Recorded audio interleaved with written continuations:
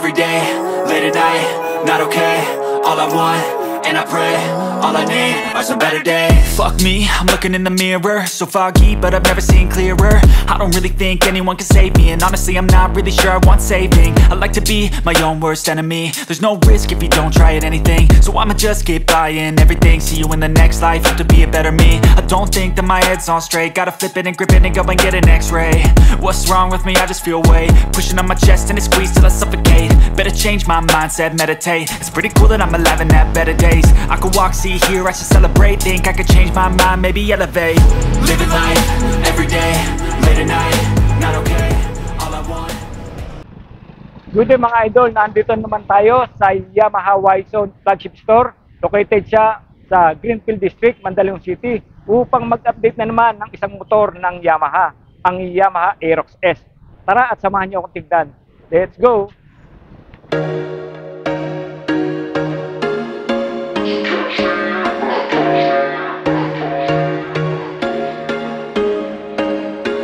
There was once a day that I would pray for you. I'd go and misbehave just so you'd notice too. Sneaking looks up and down from across the room.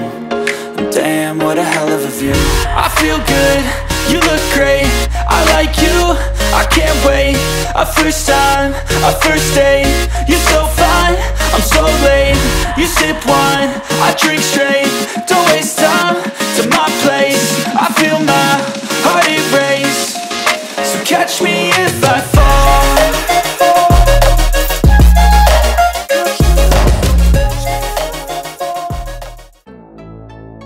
Update tayo ng features, specs at price nitong Yamaha Aerox S ngayong 2024. Isa sa pinakamabentang motor ng Yamaha, ang pinakamalakas sa Mio lineup, ang Mio Aerox.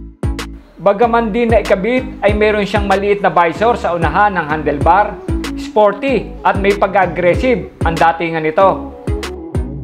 Sa gilid ay may decals na Mio Aerox S at sticker na Yamaha. Sa kabila naman ay plain at may Yamaha sticker lang din. May maliwanag na daytime running lights or DRL at malinaw na LED headlights na very visible mapaumaga o gabi man.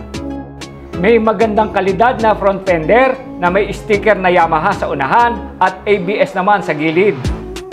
Na nangangahulugan lang na equip siya ng single channel anti-lock braking system. Ito'y para maiwasan ang sudden brake lalo at may kabilisan ang takbo ng motor natin. Naka-telescopic ang kanyang front suspension. Pagdating naman sa kanyang front braking system ay naka-single hydraulic disc brake with single piston caliper. May dekalidad na alloy cast wheel.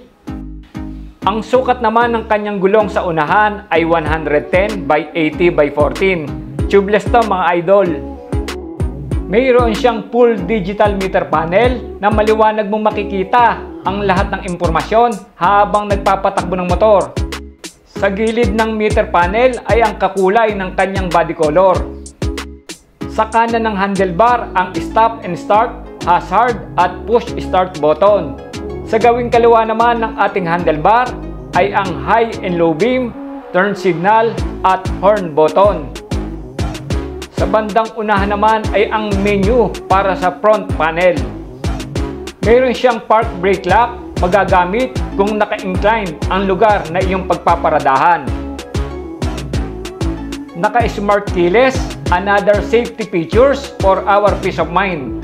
Sa tabi ay may gas lid at seat opener button. Mayroon siyang left side pocket with cover. Sa loob makikita ang built-in charger port. Pang-charge ng ating mga gadget lalo at tayo ay nasa biyahe. Goods na goods para sa ating mga kaibigan delivery riders. Meron siyang mga curved and sharp edges. Bagaman may pagka-sporty at aggressive ang motor na ito, napaka-modern din ang datingan. May Yamaha logo at magandang decals na sinamahan pa ng kakaibang design for aerodynamics. Ang kanya namang top speed ay uma-average na 125 km/h. Pero sana ay takbong pogi lang tayo mga idol.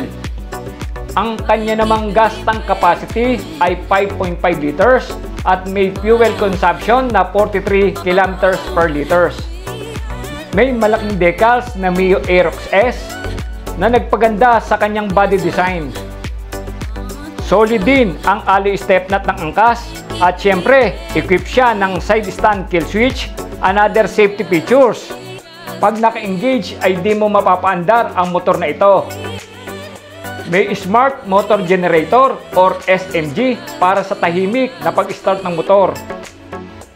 Swabing-swabing ipang long ride dahil naka-liquid cooled. Di ka mangangambang mag-overheat ang makina nito at lalong pwedeng-pwede ipang daily use mo ito. May malapad at malaking heat guard sa exhaust para maiwasan natin ang pagkapaso kung aksidente tayong madikit sa tambutso, lalo at galing dahe. Ang kanya namang rear suspension, naka-unit swing dual shock absorber. Kaya naman napaka-stable ang pagtakbo mo rito.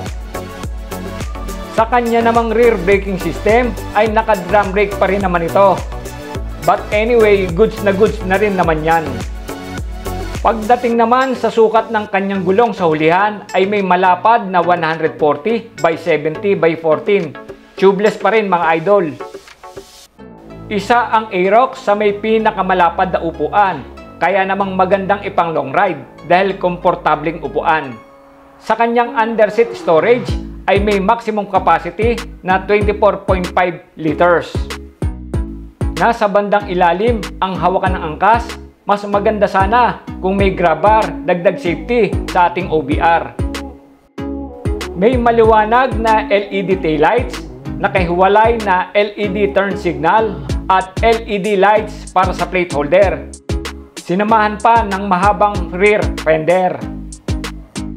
Pagdating naman sa kanyang dimension, meron siyang height na 1,150 mm width na 700 mm, length na 1,980 mm at may bigat siyang 124 kg.